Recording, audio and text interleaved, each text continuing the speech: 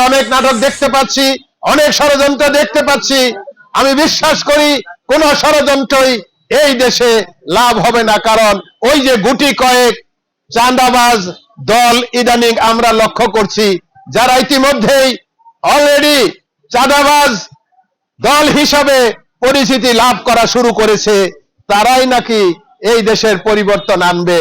নির্বাচনকে বিভিন্ন দল, বিভিন্ন জন, বিভিন্ন ষড়যন্ত্রকারীরা প্রতিহত করতে চান, বাধা দিতে চান, কোনো লাভ হবে না। নির্বাচন এই দেশে অবশ্যই হবে, ফেব্রুয়ারিতেই হবে। আমরা সবাই সজাগ থাকব।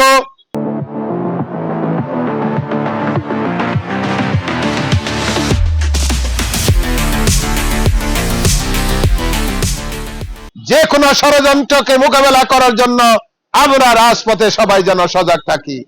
ইনশাল্লাহ আপনাদের নিয়ে আমরা এইখানে যারা প্রথম সারিতে বসে আছি, আমরা যদি আপনাদের সাথে নিয়ে স্বৈরাচার হাসিনার পতন ঘটিয়ে পারি, তাহলে অবশ্যই বাকি আন্দোলনে মাধ্যমে আমরা ইনশাল্লাহ গণতন্ত্র পুনঃ প্রতিষ্ঠার সংগ্রামে সফল হব।